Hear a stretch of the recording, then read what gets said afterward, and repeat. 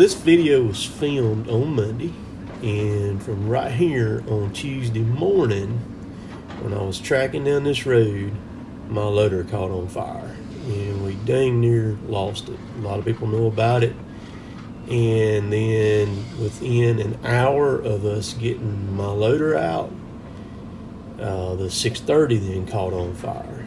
And so if you'll keep watching this video, I come in at the end and I detail what all went down. So I hope you enjoy it, and leave me some comments down below on different situations that y'all all have been in as you watch what I say at the end of the video, and just kind of go through everything. So y'all sit back and enjoy. We'll catch y'all later.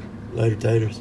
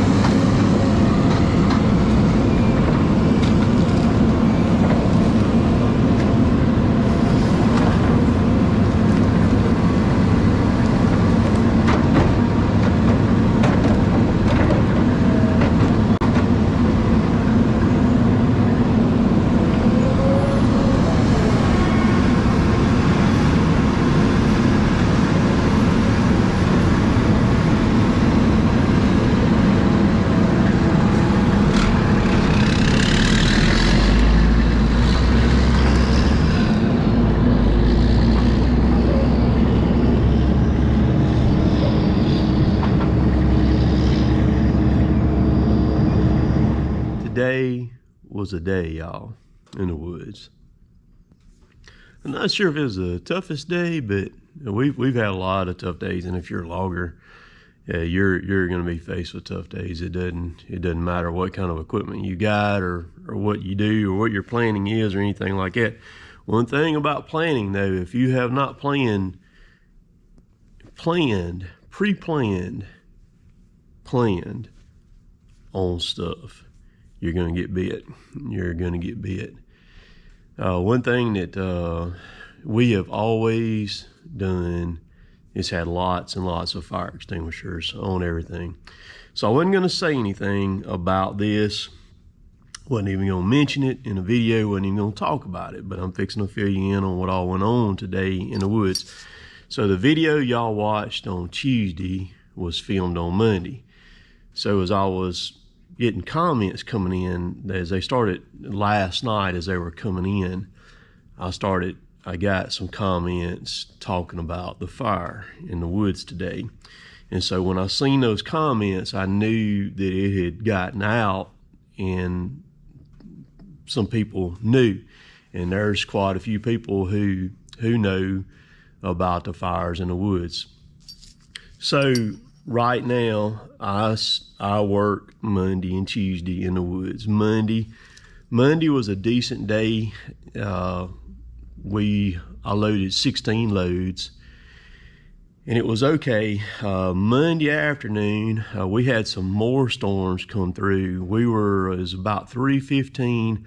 I've been watching the radar all day long. I told Kevin and them on radio, I said, whatever y'all gonna do as far as wrapping the day up, I said, you may want to get it done. I said, we got about 15 minutes before this rain hits us. And so we went ahead, shut down. I split, got on out of there. And as I'm going out, probably we're 3 miles off back in the woods, the rain kind of started. And then after I got home, I had Daniel coming here to do some welding for me, so I had to meet him. Well, I deposited all the tree job checks from last week, went and got them done, looked at the job, came back here to meet Daniel. It was sunny while I was looking at those jobs. The job was right there close to the bank. Got back here, then the bottom sure enough fell out. I mean, it hammered it out. Well, Kevin and Derek were actually still in the woods then. They had a heck of a time trying to get out. So they decided that on Tuesday morning we would wait till about 9 o'clock before we brought the trucks in there. So I went ahead and left here around 7, put me about 7:15, 7:20 getting over there, because I was just going to go over there. I was going to get on my hotspot on my iPad, do a little bit of work while on it, and then get in my loader and kind of get things situated as we seen what the road was going to do and all that. So 9 o'clock rolls around. It's wet as heck over there.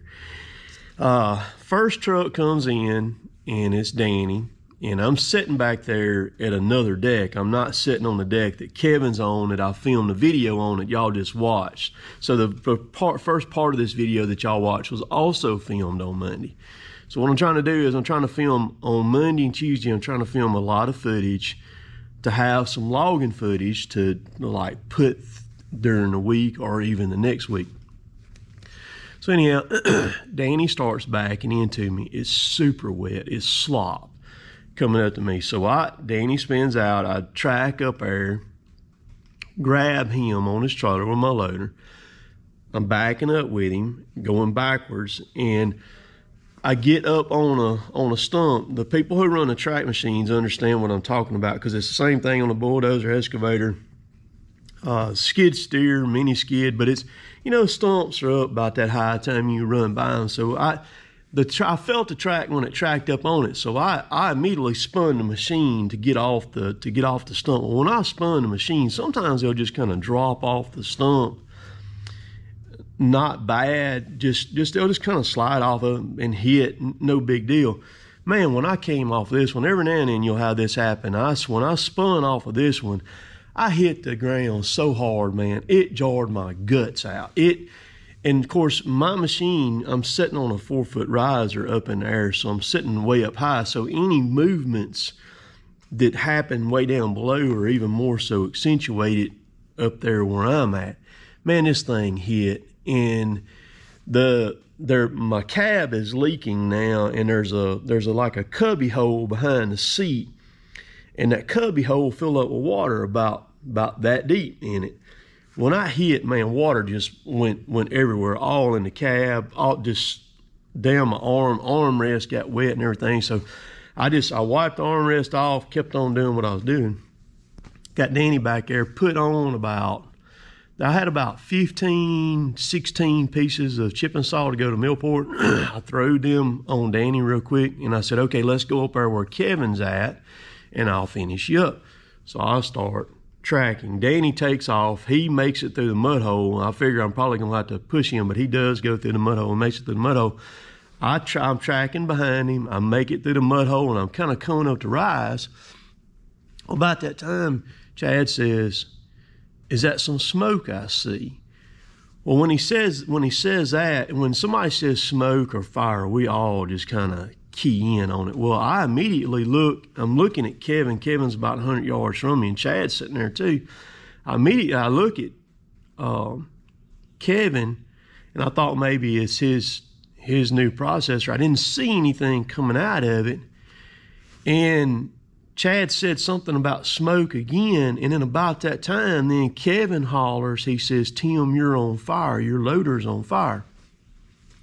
Well, on these machines, when they're on fire and you're sitting in them, unless the fire is in front of you, which all the stuff on like the swing machines is behind you, you ain't gonna know it till somebody tells you, or you either see the flames coming up or something like that. And again, my cab is sitting up, so I'm just tracking along, you know. And Kevin said, as soon as he says that, this is when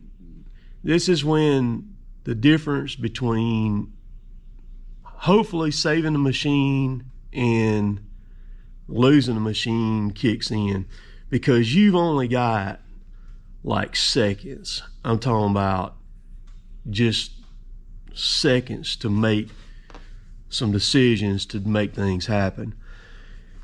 It's just like turning one over. First thing you do is get it shut off.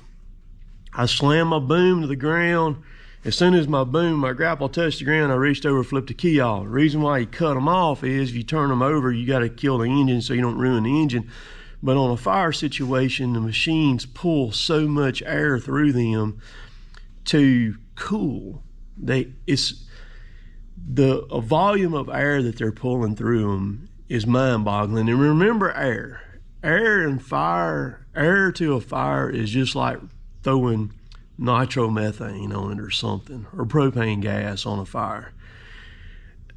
Air will turn a fire into a blowtorch, and that's what happens with a blowtorch. That's the reason why they cut steel. And so you got to get that airflow stopped, because if you don't get that airflow stopped, you just lost it. So killed it.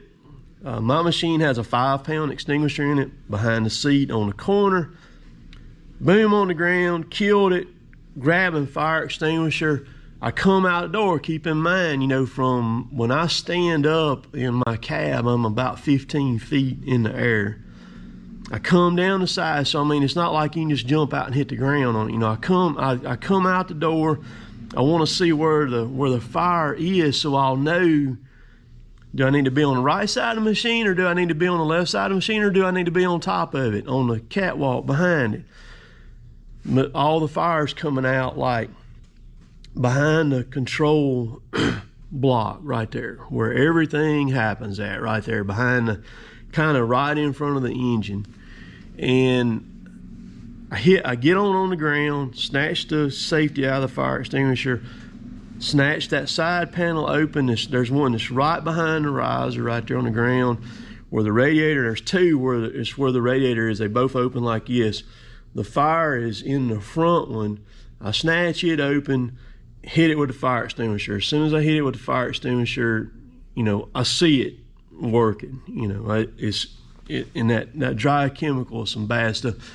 Wind's blowing out of the north. I'm on the south side of the machine. That dry chemical just completely just covers me up. When you breathe that stuff, it's horrible. It'll eat your throat up, man. It jacks your throat up. By that time, Chad and Kevin have made it to me. Danny has made it to me.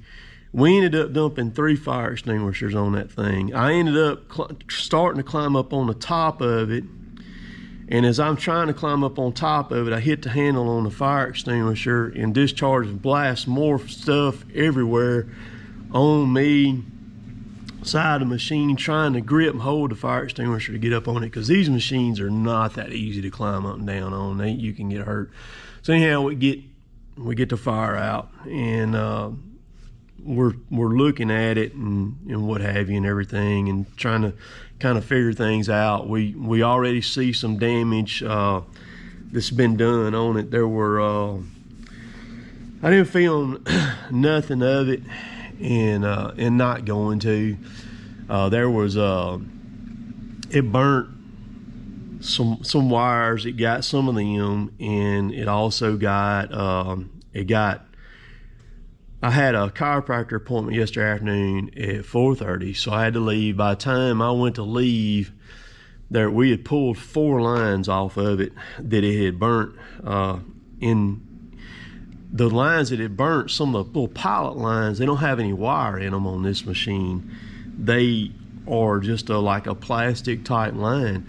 One of them, it had burnt slightly. We couldn't even find the other end of it where it went to.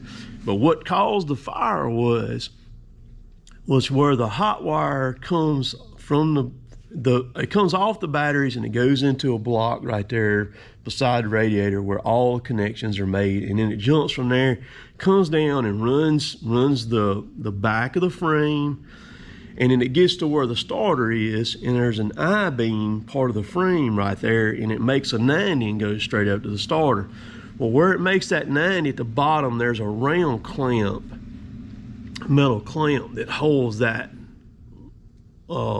wire, and it's a very large wire too, because it's 24 volts, holds it in place against the frame. Well, inside that clamp, there's supposed to be a rubber grommet. Well, the machine's an 08 model, 23,000 hours. That rubber grommet over time is obviously deteriorated and come on out. Well, the thing is, you can't see it. If you open the machine up, you can't see that. So the rubber grommet was gone. Obviously, that 24 volt wire had been rubbing in there, because the machine's got crazy vibration. When you're tracking those machines, is absolutely insane, the vibration that goes on it. And so what happened was, when I got on that stump, twisted off, and it slammed down, it probably throwed that bare wire into that metal part, started grounding out. And that's not fused right there. That's straight power, straight to the starter. All machines are like that, unless you've got a battery disconnect on them. That leads hot as a firecracker, because keep that in mind. I'm going to talk about that's going to get into the next fire that we had. So as I'm tracking, it's sitting there arcing, it finally ignites, wind's going through it, so that's where the fire come from. All right, so fire number 2. As all this is going on, then Chad says he's going to go ahead and go on back out there and start skidding. Keep in mind, we've dumped 3 fire extinguishers now, and Chad's out there skidding. I walk over there to my truck, because we're trying to situate things, get things lined up for people to come out. When we start doing things, we're trying to figure out where we can send trucks to get them loaded, because we're completely down. So I see Chad stopped out there. Dad has made it to the woods at this time too. Dad has drove up, because he's going to get the fire extinguishers, and then he's going to get whatever hoses and take them to the hose shop to get them made. Well, I see Dad, as I'm at my truck, I look around, I see Dad walking out there to Chad, and then Derek's on his way out there. And lo and behold, we got this major engine oil leak on the 630. Our 635 is down.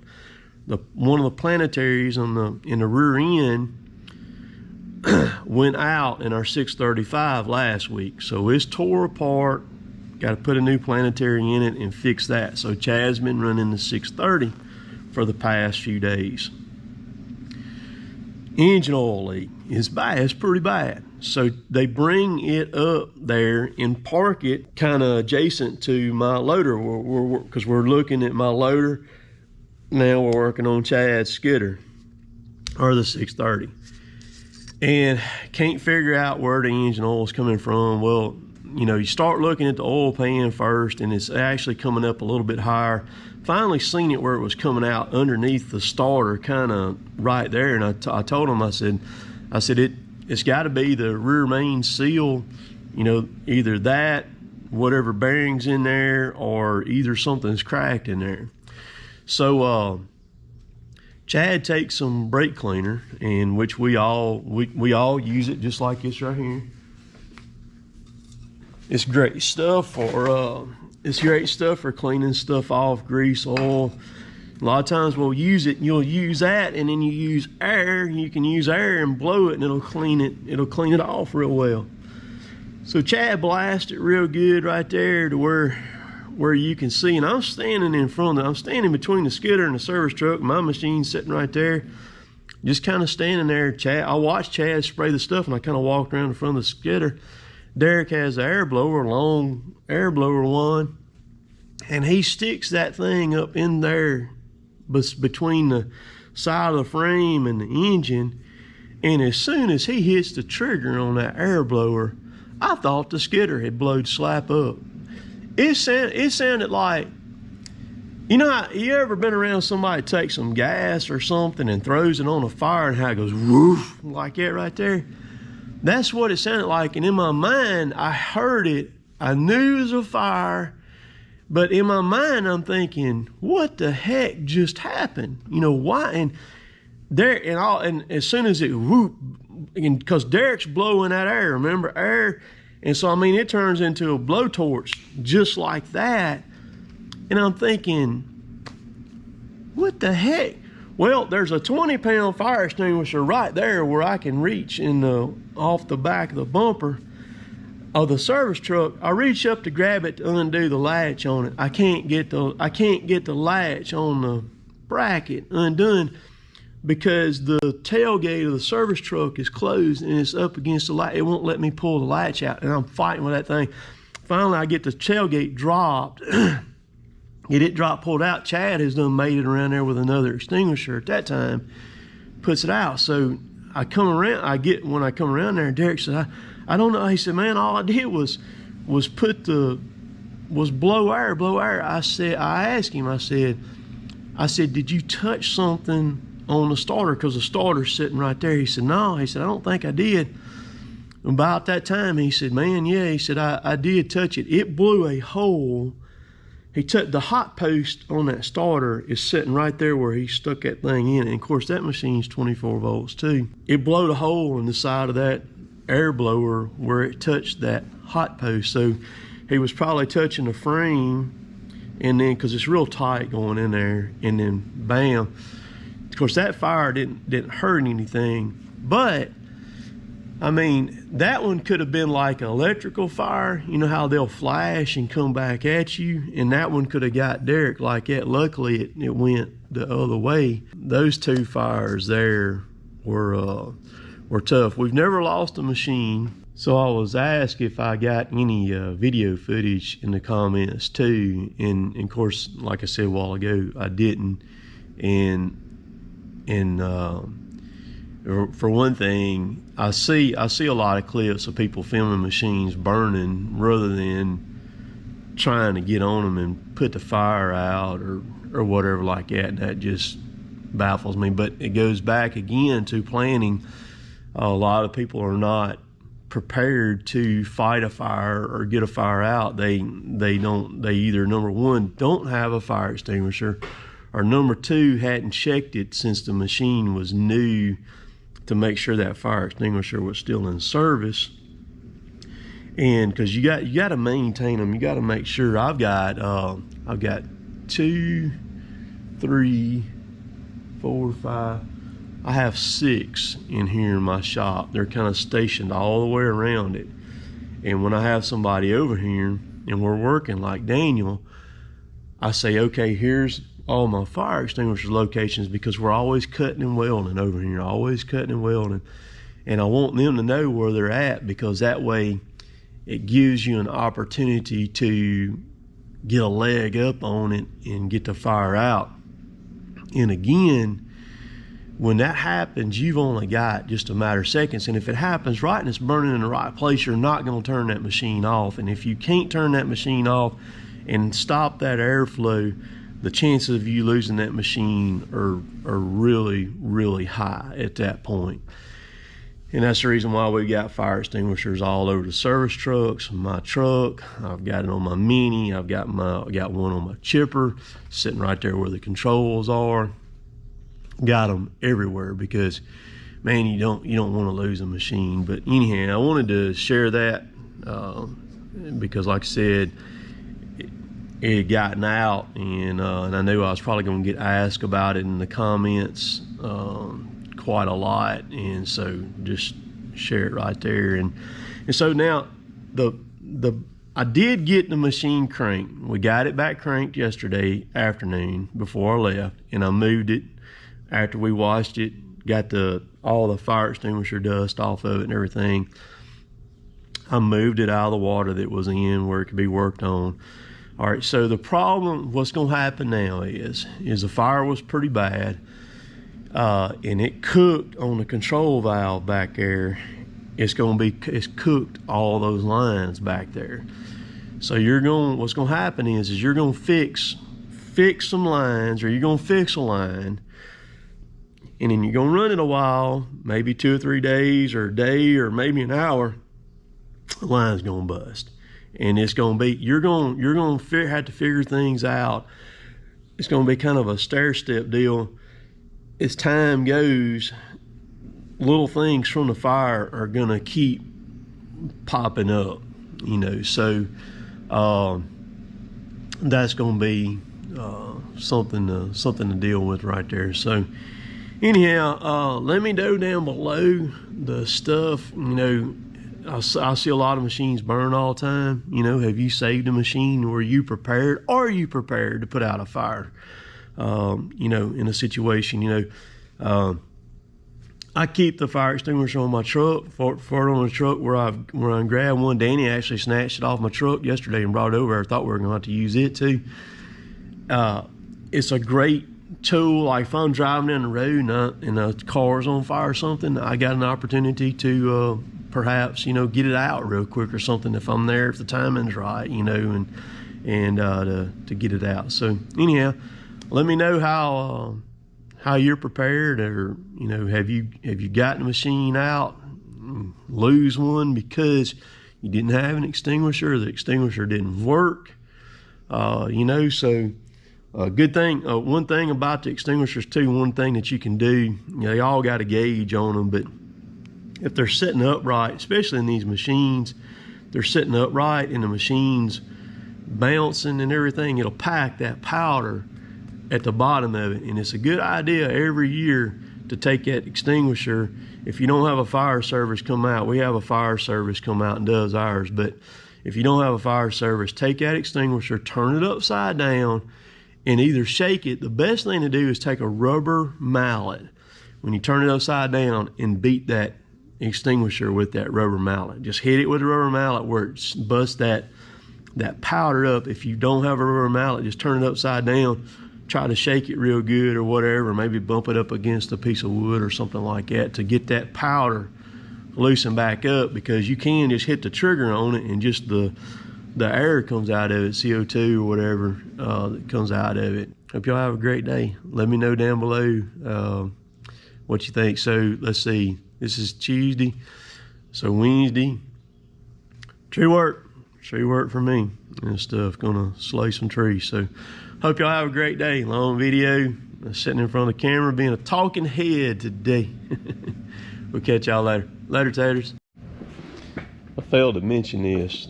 The number one thing is none of us got hurt. Nothing happened to any of us. And and stuff. So yeah, man, thankful for that.